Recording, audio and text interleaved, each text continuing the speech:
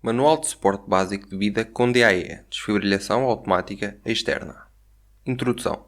O presente manual SBV-DAE resulta da necessidade de incorporar as mais recentes recomendações emanadas pelo European Resuscitation Council (IRC) Guidelines 2015, relativamente ao suporte básico de vida SBV e desfibrilação automática externa (DAE, representando o estado de arte quanto aos procedimentos a adotar perante uma vítima em paragem cardiorrespiratória, PCR.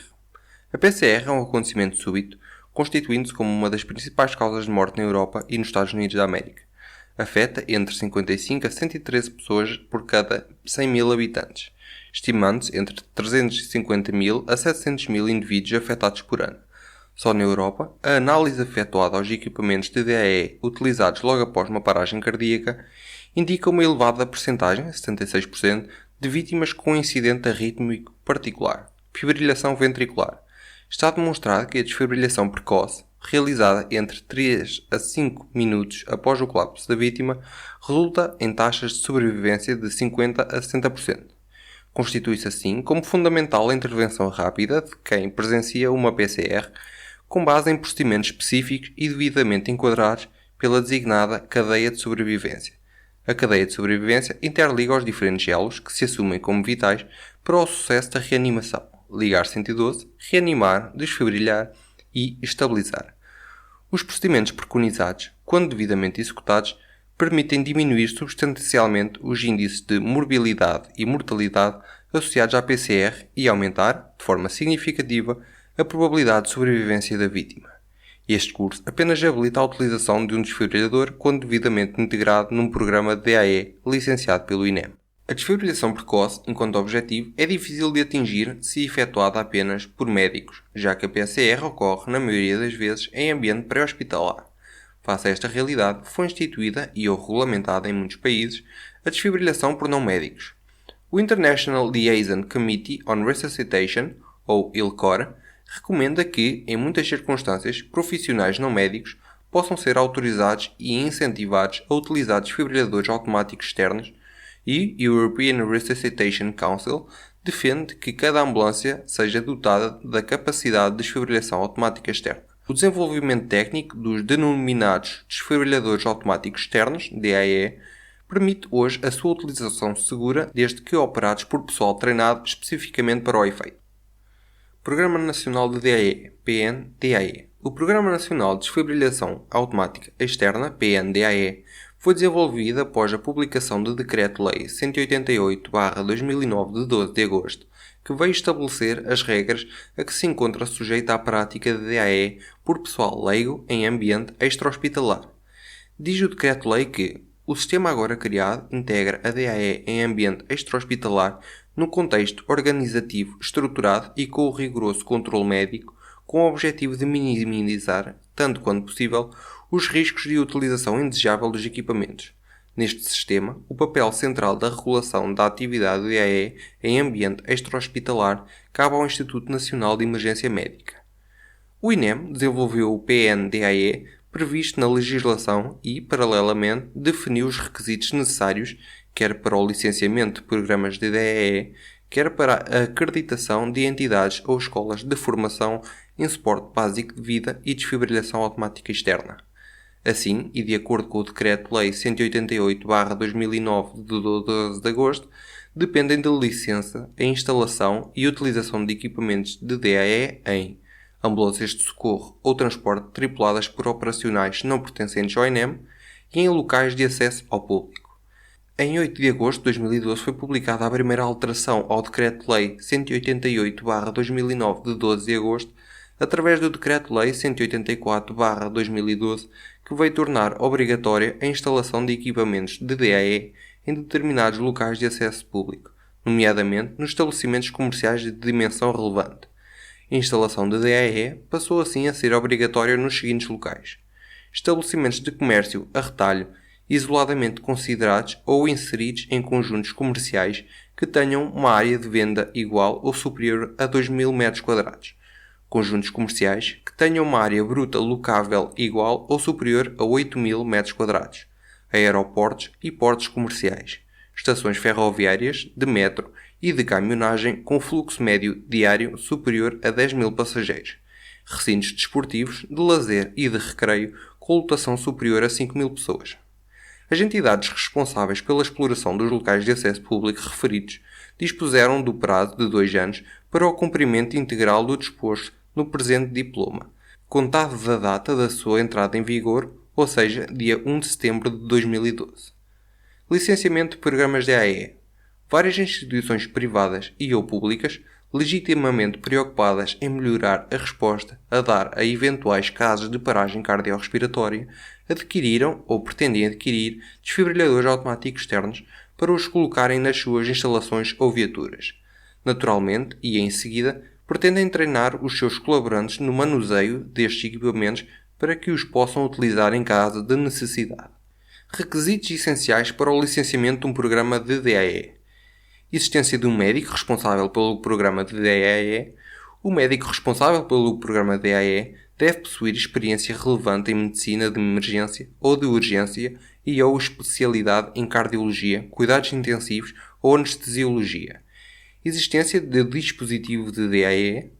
Dependendo da natureza do programa, devem existir operacionais de DAE em número suficiente para assegurar o período de funcionamento do programa de DAE. A formação de SBV e DAE dos operacionais de DAE tem de ser ministrada por entidades e escolas acreditadas pelo INEM. Existência de um responsável pelo controle das necessidades formativas para manter o programa. Existência de registro de todas as utilizações dos DAE e que estes possuam características que permitam a posterior análise destas utilizações. Existência de um permanente controle de qualidade de todas as etapas do programa. A cadeia de sobrevivência. A cadeia de sobrevivência é composta por 4 elos de igual importância que traduzem o conjunto de procedimentos vitais para recuperar uma vítima de paragem cardiorrespiratória. Ligar 112, reconhecimento precoce. Chamar os serviços de emergência previamente à eventual ocorrência de uma PCR aumenta a probabilidade de sobrevivência da vítima. O rápido reconhecimento de um infarto ou de uma PCR é um fator fundamental para a ativação dos serviços de emergência e, neste último caso, para o rápido início das manobras de suporte básico de vida. O número europeu de emergência nos países da União Europeia é o 112. Em Portugal, ao ligar 112, a resposta na área da saúde é assegurada pelos Centros de Orientação de Doentes Urgentes, CODU, do INEM. O CODU desempenha um papel importante no reconhecimento da PCR, bem como nas instruções e acompanhamento das manobras de reanimação. Sempre que possível, este contacto deve ser realizado junto à vítima e, se o telefone tiver a função de alta voz, esta poderá ser acionada. As instruções podem ser seguidas mantendo o diálogo com o operador preparado para instruir o contactante de modo a que este, rapidamente, identifique que a vítima está inconsciente e não respira normalmente. Uma respiração mais lenta, profunda e ruidosa não deve ser confundida com uma respiração normal e deve ser entendido como a vítima estando em PCR. O CODU deve dar indicação para iniciar manobras de reanimação. Ligar 112, chamar os serviços de emergência previamente à eventual ocorrência de uma PCR, aumenta a probabilidade de sobrevivência da vítima. Reanimar, suporte básico de vida precoce. No intervalo de tempo que decorre entre a ativação e a chegada dos serviços de emergência ao local da ocorrência, a execução de manobras de SBV assume uma importância fundamental. O reconhecimento da PCR refere-se a uma situação em que a vítima está não reativa, não responde quando estimulada e não respira normalmente, pelo que devem ser iniciadas de imediato manobras de reanimação, logo após ter sido efetuada a chamada para os serviços de emergência. O SBV consiste em 2 ações principais: compressões torácicas e insuflações. O início imediato das manobras de SBV pode, pelo menos, duplicar as hipóteses de sobrevivência da vítima. Quem presencia um evento PCR deve, quando treinado, iniciar de imediato manobras de SBV enquanto aguarda a chegada dos serviços de emergência. Sem treino em reanimação, o elemento que assiste à vítima deve realizar compressões torácicas contínuas, instruído pelo CODU. Na maioria dos casos, o SBV não irá recuperar a função cardíaca, mas, se bem realizado, prevenirá lesões de órgãos vitais e aumentará a probabilidade de sucesso dos gelos seguintes. Reanimar, no intervalo de tempo que decorre entre a ativação e a chegada dos serviços de emergência ao local da ocorrência, devem ser iniciadas de imediato manobras de suporte básico de vida. Desfibrilhar, desfibrilação precoce. Na maioria dos casos de PCR, o coração para devido a uma perturbação no ritmo designado fibrilação ventricular, FV. O único tratamento eficaz para a FV é a administração de um choque elétrico, desfibrilação. Cada minuto de atraso na desfibrilhação reduz a probabilidade de sobrevivência entre 10 a 12%, sendo que nos casos em que a SBV é realizado, o declínio da taxa de sobrevivência é mais gradual, 3 a 4%. Desfibrilhar. O atraso na desfibrilhação pode comprometer a vida de uma vítima em PCR. Estabilizar. Suporte avançado de vida, SAV, precoce e cuidados pós-reanimação.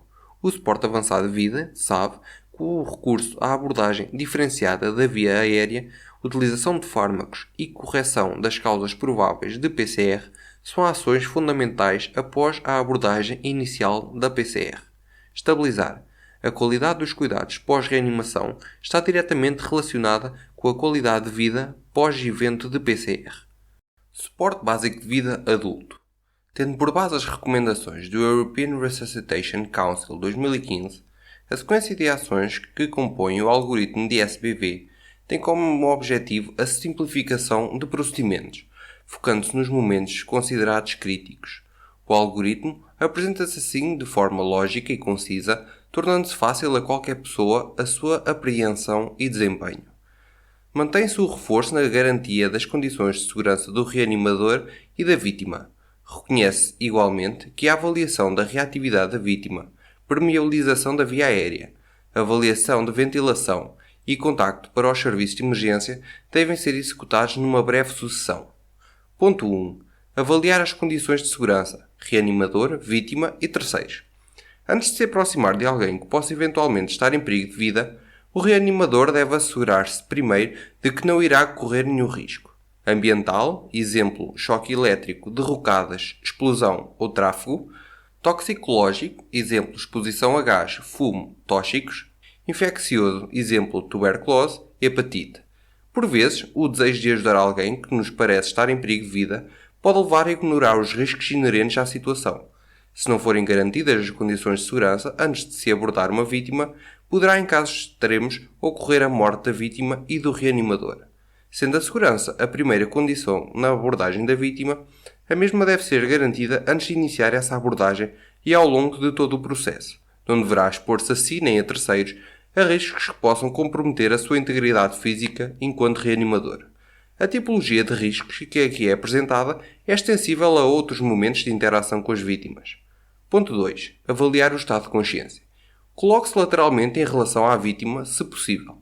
Abane os ombros com cuidado e pergunte em voz alta: "Está-me a ouvir?" No caso da vítima reativa, garanta a inexistência de perigo para a vítima. Mantenha-a na posição encontrada, identifique situações causadoras da aparente alteração de estado da vítima, solicite ajuda, ligue 112 se necessário, reavalie-o com regularidade. No caso da vítima não reativa, permeabilizar a via aérea. Ponto 3. Em vítima inconsciente, a queda da língua pode bloquear a via aérea, pelo que esta deve ser permeabilizada. Colocar a vítima em decúbito dorsal, colocar uma mão na testa e inclinar a cabeça para trás, extensão da cabeça. Elevar o queixo, usando os dois dedos da outra mão colocados debaixo do queixo. Estas duas últimas ações permeabilizam a via aérea. A permeabilização da via aérea e os restabelecimentos da ventilação são objetivos essenciais em SBV, com o propósito de evitar lesões por insuficiente oxigenação dos órgãos nobres, em particular do cérebro. Ponto 4. Avaliar respiração. Mantendo a via aérea impermeável, verifique-se se a vítima respira normalmente, realizando-o ver, ouvir e sentir até 10 segundos. Ver os movimentos torácicos, ouvir os sons respiratórios saídos da boca, nariz, sentir o ar expirado na face do reanimador. Nos primeiros minutos após a PCR, a vítima pode ainda apresentar respirações lentas, ruidosas e irregulares. A respiração com estas características não deve ser confundida com a respiração normal. Caso exista dúvida na normalidade da respiração, deve atuar como se a respiração estivesse ausente. Ponto 5. Ligar 112. Se a vítima não responde e não tem respiração normal, ative de imediato o serviço de emergência médica ligando 112. Quando liga 112, deve estar preparado para responder a questões: onde, o quê, quem, como. Salienta-se que a presença de vários elementos no local deve ser utilizada para que um deles contacte os serviços de emergência enquanto o outro inicia as manobras de SBV. Se estiver sozinho, o desejável é que não abandone nem atrase o auxílio à vítima, podendo utilizar o sistema de alta voz de um telemóvel para interagir com os operadores do CODU enquanto executa o SBV. Ponto 6. Realizar compressões torácicas. Realize 30 compressões deprimindo o externo 5 a 6 cm a uma frequência de pelo menos 100 por minuto e não mais do que 120 por minuto. No decurso da PCR, o sangue que se encontra retido nos pulmões e no sistema arterial permanece oxigenado por alguns minutos. São as compressões torácicas que mantêm o fluxo de sangue para o coração, o cérebro e outros órgãos vitais, pelo que é prioritário o início de compressões torácicas ao invés de iniciar insuflações. Para que as compressões torácicas sejam corretamente realizadas, deverá posicionar-se ao lado da vítima, certificar-se que a vítima está deitada de costas sob uma superfície firme e plana, afastar, remover as roupas que cobrem o tórax da vítima, posicionar-se verticalmente acima do tórax da vítima, colocar a base de uma mão no centro do tórax, sobre a metade inferior do externo, colocar a outra mão sobre a primeira, entrelaçando os dedos, manter os braços e cotovelos esticados com os ombros na direção das mãos, aplicar pressão sobre o externo, deprimindo 5 a 6 cm a cada compressão. As compressões torácicas superficiais podem não produzir um fluxo sanguíneo adequado. Aplicar 30 compressões de forma rítmica a uma frequência de pelo menos 100 por minuto, mas não mais do que 120 por minuto. Ajuda-se a contar as compressões em voz alta. No final de cada compressão, garantir a descompressão total do tórax sem remover as mãos. Nunca interromper as compressões mais do que 10 segundos. Com o coração parado, quando não se comprime o tórax, o sangue não circula. Realize 30 compressões deprimindo o externo 5 a 6 cm a uma frequência de pelo menos 100 por minuto e não mais que 120 por minuto. Ponto 7. Realizar insuflações. Após 30 compressões, efetuar 2 insuflações. A insuflação, quando eficaz, provoca a elevação do tórax, semelhante à respiração normal, devendo ter a duração de apenas 1 segundo. Evitar insuflações rápidas e forçadas. A posição incorreta da cabeça pode impedir a insuflação adequada por obstrução da via aérea. Na impossibilidade de utilizar um dispositivo na via aérea, máscara do bolso ou insuflador manual, a insuflação boca a boca é uma maneira rápida e eficaz de fornecer oxigênio à vítima. O ar exalado pelo reanimador contém aproximadamente 17% de oxigênio e 4% de dióxido de carbono, o que é suficiente para suprimir as necessidades da vítima. Insuflações boca a boca. Posicionar-se ao lado da vítima. Permeabilizar a via aérea. Aplicar 2 insuflações na vítima, mantendo a via aérea permeável. Comprimir as narinas usando o dedo indicador e o polegar da mão que colocou na testa. Permita que a boca se abra, mas mantenha a elevação do queixo. Inspire normalmente e coloque os seus lábios em torno da boca da vítima, certificando-se que não há fugas. Sopra a uma velocidade regular e controlada para a boca da vítima enquanto observa a elevação do tórax. Deve durar cerca de 1 segundo, tal como na respiração normal. Mantendo a inclinação da cabeça e o queixo elevado, afaste-se da boca da vítima e observe o tórax a baixar quando o ar sai. Inspire novamente e volte a soprar na boca da vítima para conseguir um total de 2 insuflações. Se não se sentir capaz ou tiver relutância em fazer insuflações, faça apenas compressões torácicas. Se apenas fizer compressões, estas devem ser contínuas, cerca de 100 a 120 por minuto, não existindo momentos de pausa entre cada 30 compressões. Insuflações com máscara de bolso. Uma máscara de bolso pode ser utilizada por leigos com treino mínimo na realização de insuflações durante o SBV. Este dispositivo adapta-se à face da vítima sobre o nariz e boca e possui uma válvula unidirecional que desvia do reanimador o ar expirado da vítima. O reanimador deve posicionar-se ao lado da vítima. Permeabilizar a via aérea. Aplicar 2 insuflações na vítima, mantendo a via aérea permeável. Colocar a máscara sobre o nariz e boca da vítima. A parte mais estreita da máscara do bolso deverá ficar sobre o dorso do nariz e a parte mais larga da máscara deverá ficar sobre a boca. Colocar o polegar e o indicador na parte mais estreita da máscara. Colocar o polegar da outra mão na parte mais larga da máscara e utilizar os outros dedos para elevar o queixo da vítima, criando uma selagem hermética. Soprar suavemente pela válvula unidirecional durante cerca de 1 segundo por cada insuflação, por forma a que o tórax da vítima se eleve. retirar a boca da válvula da máscara após insuflar. No final das 2 insuflações, volte rapidamente a colocar as suas mãos na posição correta no externo e repita mais 30 compressões torácicas. Caso uma ou ambas as tentativas de insuflação se revelem ineficazes, deve avançar de imediato para as compressões torácicas. Não interrompa as compressões por um período superior a 10 segundos para fazer as 2 insuflações. Ponto 8. Manter SBV. Mantenha as manobras de reanimação 30 compressões alternado com 2 insuflações até chegar ajuda diferenciada, ficar exausto, a vítima retomar sinais de vida, vítima desperta e reativa, movimento, abertura espontânea dos olhos, respiração normal. É raro reanimar a vítima. Entenda-se presença de sinais de vida, apenas com manobras de SBV. Caso não tenha a certeza que a vítima recuperou, mantenha SBV. Ponto 9. Algoritmo de SBV. Condições de segurança, estado de consciência, permeabilizar a via aérea, ver, ouvir e sentir, 10 segundos, ligar 112, 30 compressões, 2 insuflações. Segurança e riscos para o reanimador. Por vezes, o desejo de ajudar alguém que nos parece estar em perigo de vida pode levar a ignorar os riscos inerentes à situação. Se não forem garantidas as condições de segurança antes de abordar uma vítima, poderá, em casos extremos, ocorrer a morte da vítima e do reanimador. Sendo a segurança a primeira condição na abordagem da vítima, a mesma deve ser garantida antes de iniciar essa abordagem, não devendo o reanimador expor-se assim nem a terceiros a riscos que possam comprometer a sua integridade física.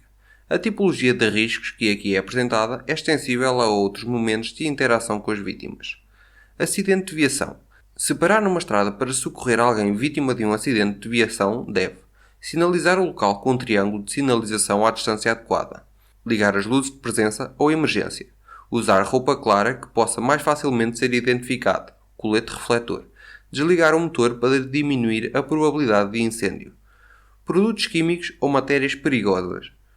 No caso de detectar a presença de produtos e ou matérias, é fundamental evitar o contacto com essas substâncias sem as devidas medidas de proteção universais, exemplo, luvas, máscara, e evitar a inalação de eventuais vapores libertados pelas mesmas.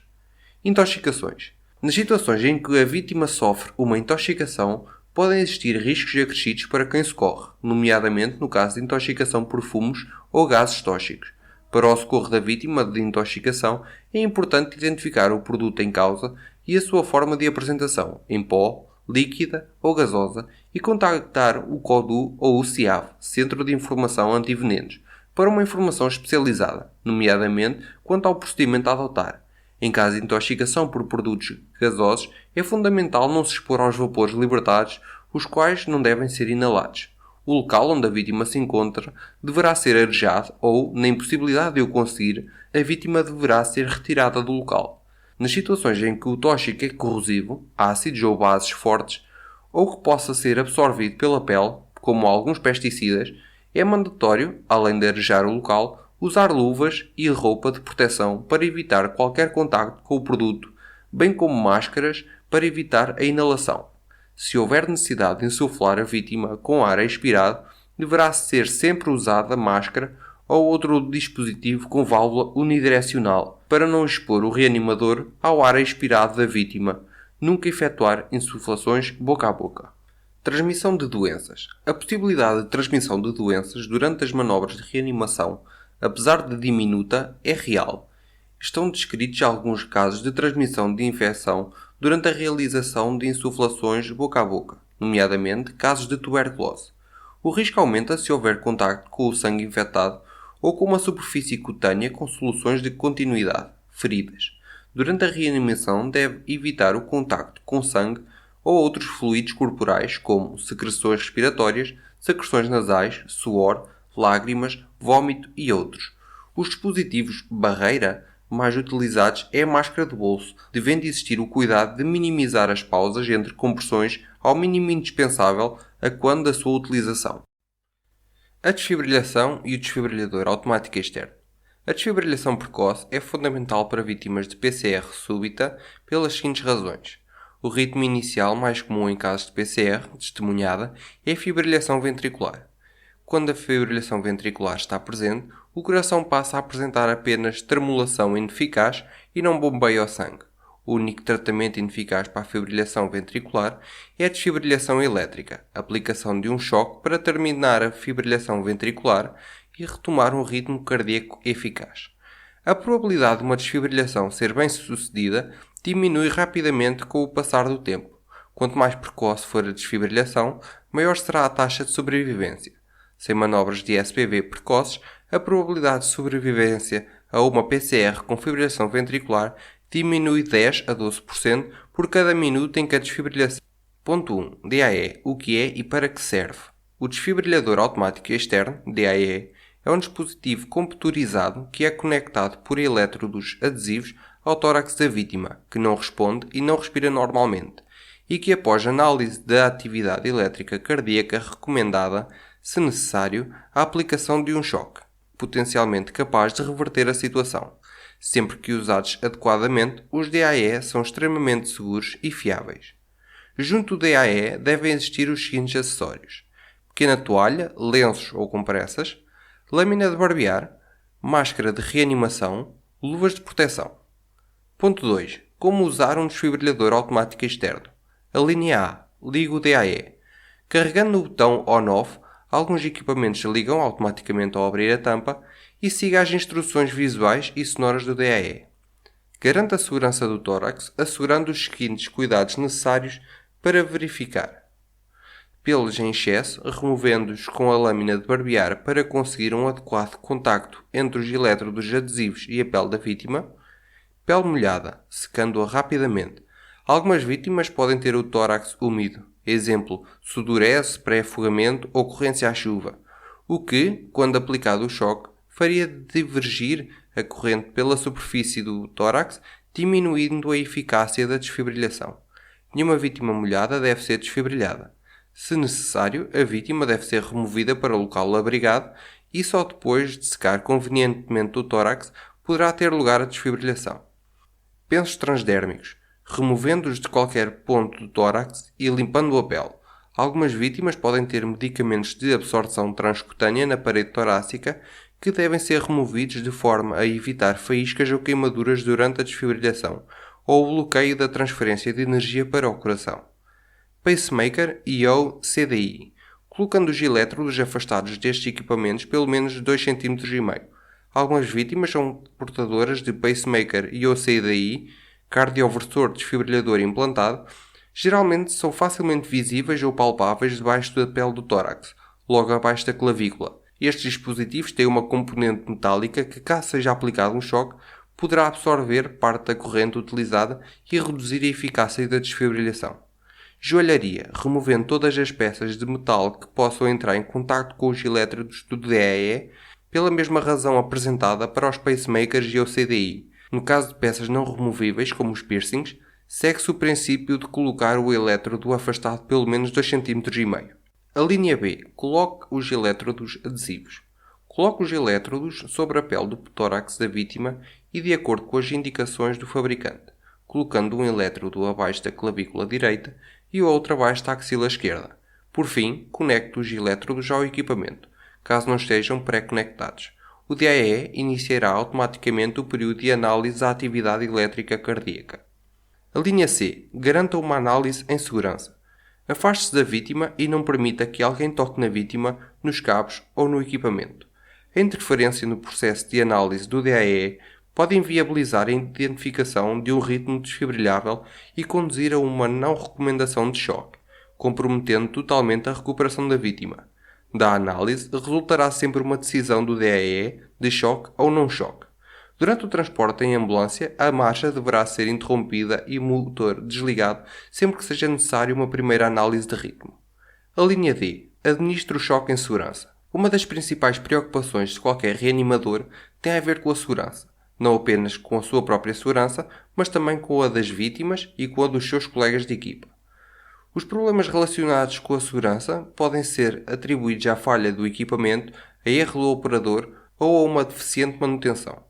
Relativamente a este último aspecto, o programa de manutenção deverá corresponder às indicações do fabricante, podendo por isso variar consoante o modelo em causa.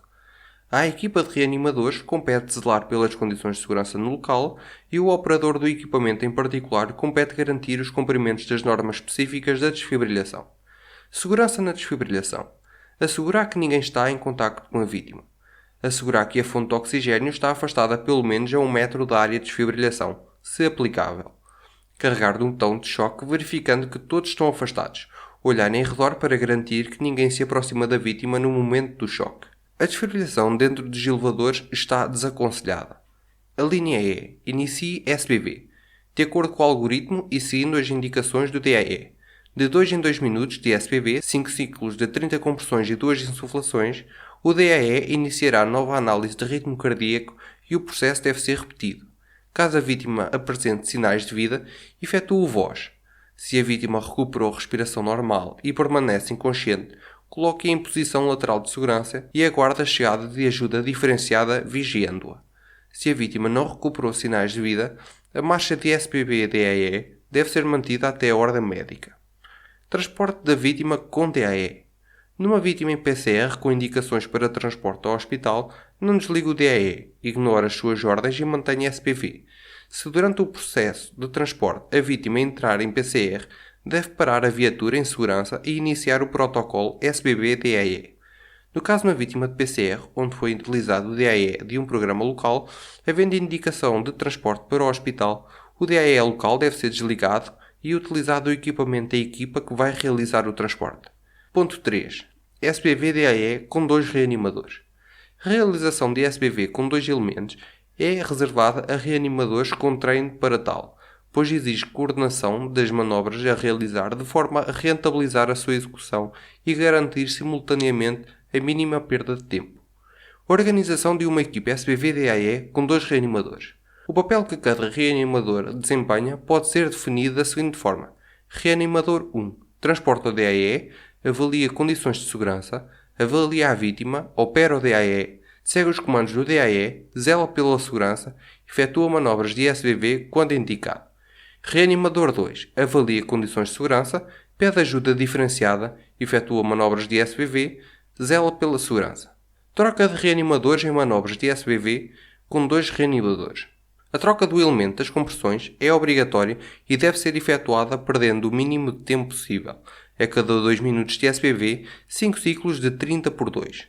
Logo que complete a quinta série de 30 compressões, o mesmo reanimador deve efetuar de seguida as 2 insuflações. Durante esse período, o outro reanimador localiza o ponto de compressão para, uma vez que terminada a segunda insuflação, possa iniciar de imediato compressões. Ponto 4. Utilização de DAE em crianças. Os DAE Standard são adequados para crianças com mais de 8 anos ou mais de 25 kg. Em crianças de 1 a 8 anos, utilizar um DAE com sistema atenuador de corrente, aplicam menor energia e placas autoadesivas de tamanho pediátrico se disponível. Não dispõe das placas e o sistema atenuador de corrente, o DAE deve ser utilizado tal como nos adultos. Os lactentes, menos de 1 ano de vida, têm uma menor incidência de ritmos desfibrilháveis e a prioridade na reanimação deve ser de SBV de alta qualidade, não devendo a utilização de um DAE atrasar este SBV. Se um DAE for aplicado e aconselhar um choque num lactente sem sinais de vida, este deve ser administrado. Em crianças pequenas, ou se estiverem apenas disponíveis elétrodos de adulto, devem ser colocados nas paredes anterior e posterior do tórax, evitando o contacto entre os 2 elétrodos. Ponto 5. Algoritmo de SBV-DAE. Condições de segurança, estado de consciência, permeabilizar a via aérea, ver, ouvir e sentir 10 segundos, ligar 112, ligar o DAE, seguir as instruções do DAE. Posição lateral de segurança. Ponto 1. Posição lateral de segurança, PLS. Nas situações em que a vítima se encontra não reativa e com respiração eficaz, ou se tiverem sido restaurados os sinais de vida após manobras de reanimação, a manutenção da permeabilidade da via aérea deverá ser obrigatoriamente garantida. A PLS garante a manutenção da permeabilidade da via aérea numa vítima inconsciente que respira normalmente, diminuindo o risco de aspiração de vômito, prevenindo que a queda da língua obstrua a via aérea, permitindo a drenagem de fluidos pela boca, permitindo a visualização do tórax, não estão demonstrados riscos associados à sua utilização. Este posicionamento da vítima está contraindicado em situações de trauma ou suspeitas de trauma, bem como em vítimas que apresentem respiração agónica, movimentos respiratórios ineficazes e que correspondem a uma fase transitória e precedem a PCR. Se ao abordar a vítima ela responde, deixe-a como a encontrou, procure quaisquer alterações, solicite ajuda, ligue 112, reavalie-a regularmente. Estiver consciente e respirar normalmente, coloque-a em PLS. Ponto 2. Técnicas para colocar uma vítima em PLS. Ajoelhe-se ao lado da vítima. Remova objetos estranhos ao corpo da vítima, os quais, ao posicioná-la, possam eventualmente causar lesões, exemplo, óculos, canetas. Assegure-se que as pernas da vítima estão estendidas. Coloque o braço mais perto, do seu lado, em ângulo reto com o corpo, com o cotovelo dobrado e a palma da mão virada para cima. Segure o braço mais afastado. Segure o outro braço mais afastado, cruzando o torso e fixe o dorso da mão na face do seu lado. Levante a perna do lado oposto. Com a outra mão, levante a perna do lado oposto acima do joelho, dobrando-a, deixando o pé em contacto com o chão. Role a vítima. Enquanto uma mão apoia a cabeça e a outra puxa a perna do lado oposto, rolando a vítima para o seu lado. Estabilize a perna de forma a que a anca e o joelho formem ângulos retos. Incline a cabeça para trás, assegurando a permeabilidade da via aérea. Ajuste a mão debaixo do queixo para manter a extensão da cabeça. Reavalie regularmente a respiração. Na dúvida, desfazer a PLS, permeabilizar a via aérea e efetuar voz até 10 segundos. Se trauma ou suspeita de trauma. Reafirma-se, mais uma vez, a contraindicação da PLS no trauma ou na sua suspeita. A proteção da coluna, garantindo o mais possível do seu alinhamento, é fundamental nestas situações e deve acontecer antes da vítima ser mobilizada. Se trauma ou suspeita de trauma, a mobilização da vítima só deve acontecer se for imprescindível e nas seguintes situações. Não for possível manter a via aérea permeável, se o local não for seguro, se não conseguir realizar SBB na vítima na posição em que foi encontrada. Obstrução da via aérea. Ponto 1. Obstrução da via aérea, OVA. A obstrução da via aérea por corpo estranho é pouco frequente, mas constitui-se como uma das causas de PCR acidental potencialmente reversível. Normalmente associada à alimentação e comumente presenciada, as vítimas apresentam-se inicialmente conscientes e reativas, pelo que as oportunidades de intervenção precoce podem de forma mais fácil resolver a situação. O reconhecimento precoce da obstrução da via aérea é fundamental para o sucesso da evolução da situação de emergência. É importante distinguir esta situação de emergência do desmaio, síncope, do ataque cardíaco, infarto agudo do miocárdio, das convulsões, da overdose por drogas e das outras condições que possam causar dificuldade respiratória súbita, mas que requerem um tratamento diferente. O reanimador treinado deve identificar sinais de obstrução da via aérea. O risco de obstrução de via aérea é mais elevado em vítimas que apresentem algumas das seguintes situações: redução do nível de consciência, intoxicação por álcool e ou drogas, alteração neurológica com dificuldade de deglutição e diminuição do reflexo da tosse, alterações mentais, demência, dentição inexistente e idosos. Podemos classificar a OVA quanto à gravidade como ligeira, vítima reativa capaz de falar, tossir e respirar, eventual ruído respiratório na expiração, mantém reflexo da tosse eficaz.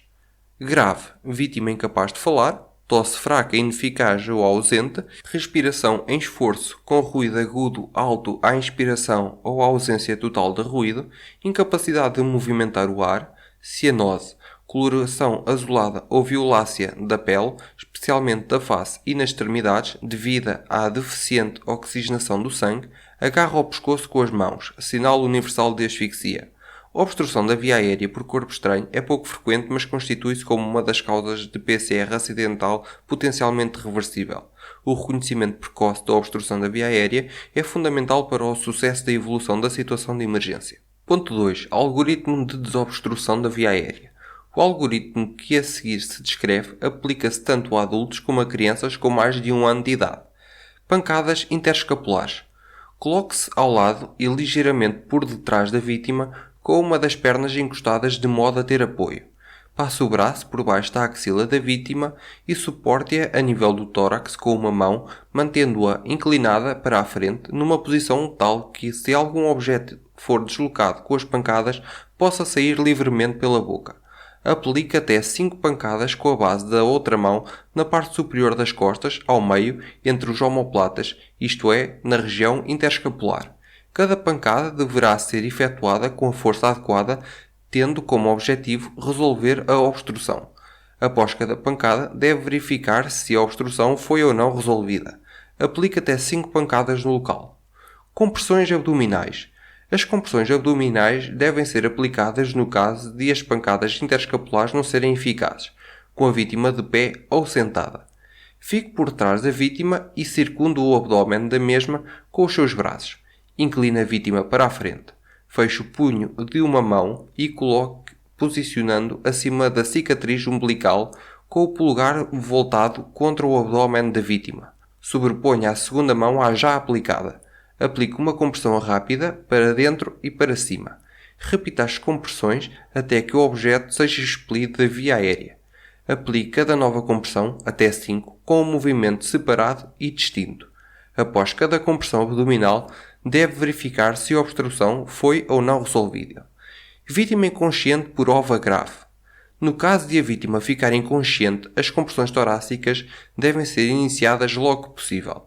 A realização de compressões torácicas resulta no aumento da pressão da via aérea, tal como as compressões abdominais, traduzindo-se numa forma eficaz de promover a desobstrução da via aérea. Assim, suporte, ampare a vítima colocando-a no chão em decúbito dorsal sobre superfície rígida. Ligue de imediato 112 ou garanta que alguém o faça. Inicie compressões torácicas e insuflações. Após 30 compressões, tente 2 insuflações eficazes.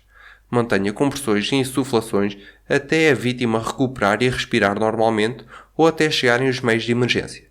Alerta-se para o facto de, apesar do sucesso das manobras, o corpo estranho responsável pela obstrução pode ficar alojado nas vias aéreas e causar complicações mais tarde. Como tal, vítimas com tosse persistente, dificuldade em engolir ou sensação de corpo estranho ainda presente nas vias aéreas devem ser submetidas à observação médica. As compressões abdominais e as compressões torácicas, quando aplicadas, pese embora o sucesso que resulta das mesmas, podem causar lesões internas. Assim sendo, vítimas submetidas a estas manobras devem igualmente ser sujeitas à observação médica. Algoritmo de desobstrução de via aérea. Condições de segurança. Se tosse eficaz, encorajar a tossir até resolver ou tosse ineficaz. Se tosse ineficaz, 5 pancadas nas costas, 5 compressões abdominais rotativamente. Até resolver ou inconsciente. Se inconsciente, ligar 112 e iniciar suporte básico de vida. Considerações sobre a via aérea e ventilação. Adjuvantes da via aérea e técnicas. Existem algumas técnicas com adjuvantes que devem ser do conhecimento dos profissionais de saúde envolvidos na prestação de socorro, nomeadamente os tubos orofaríngeos evitam a queda da língua num doente inconsciente. A posição da cabeça e do pescoço deve ser mantida como o objetivo de conseguir o alinhamento da via aérea. Depois da colocação de um adjuvante, é necessário confirmar sempre o seu resultado efetuando o voz.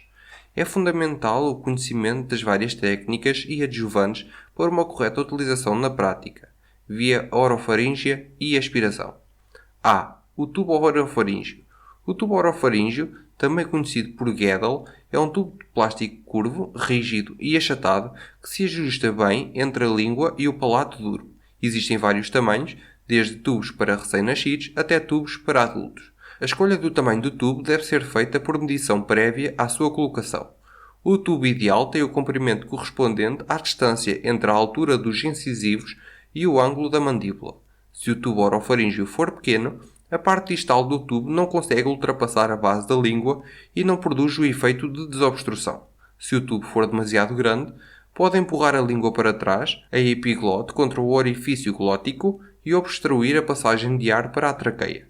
O tubo orofaríngeo só deve ser utilizado em vítimas que se encontram inconscientes e não reativas. Se a vítima mantiver reflexos a nível da faringe, a introdução do tubo orofaríngeo pode induzir o vômito ou provocar um espasmo laríngeo. Técnicas para a colocação do tubo orofaríngeo. Selecionar o tubo indicado.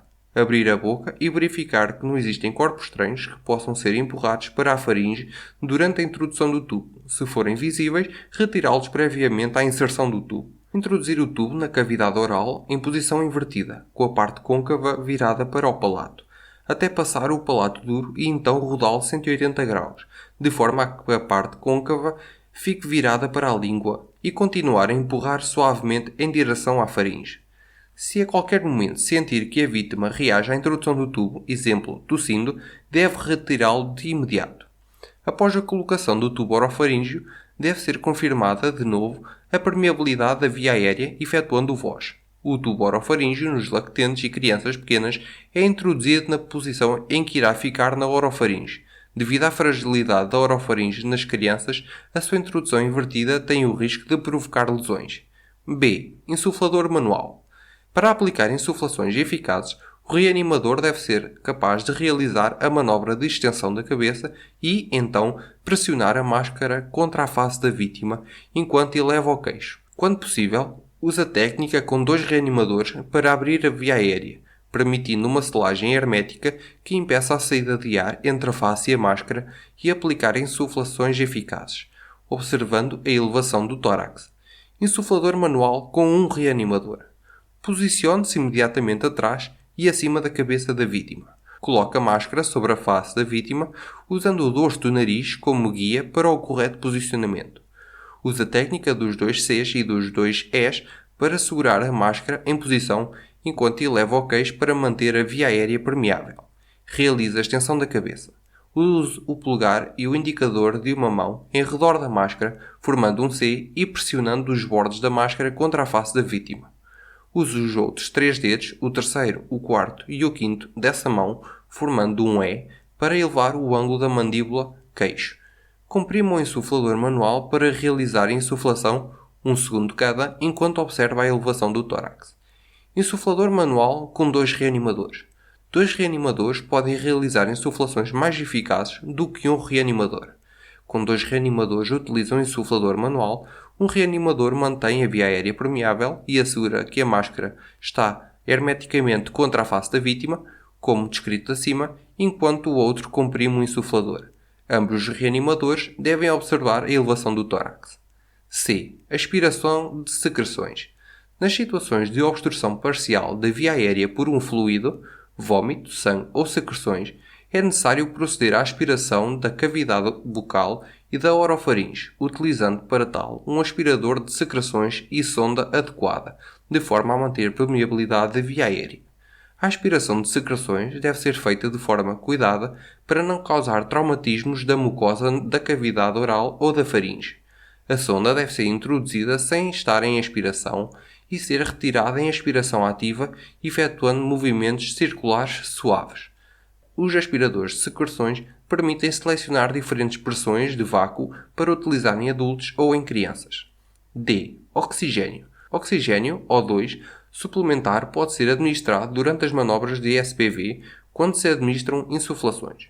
Pode ser administrado através de máscara de pulso ou através de insuflador manual. Deve ser administrado o O2 o mais precocemente possível. O débito a administrar com insuflador manual deverá ser de 10 a 15 litros minuto. Para tal, utilizar insuflador manual com saco reservatório acoplado à fonte de oxigênio. Muitas máscaras de bolso possuem conexões específicas para se administrar oxigênio. 112. O Número Europeu de Emergência. O Número Europeu de Emergência. Criado em 1991, o número de emergência nos países da União Europeia é o 112. Não precisa de indicativo, é gratuito e pode ser marcado a partir de dispositivos das redes fixas, incluindo telefones públicos ou móvel, tendo prioridade sobre as outras chamadas. Deve ligar 112 quando presenciar uma das seguintes situações: doença súbita, acidente de viação com feridos, incêndio, roubo, destruição de propriedade, agressão. Em Portugal, as chamadas realizadas para o Número Europeu de Emergência 112 são atendidas fundamentalmente em 4 centros operacionais, 2 no continente e 2 nas regiões autónomas. Este modelo, concentrou o atendimento, é único para todo o território nacional e assenta na existência de 2 centros operacionais no continente, 112 COSUL e 112 CONOR, um Centro Operacional na Região Autónoma da Madeira, 112 COM-DR, e um Centro Operacional na Região Autónoma dos Açores, 112 COAZR, estando estes últimos dois interligados com o território continental, garantindo assim capacidades alternativas e de redundância entre todos os centros operacionais. Os centros operacionais 112, CO-112. Os CO-112 são distribuídos pelo território nacional de modo a efetuar a sua cobertura total.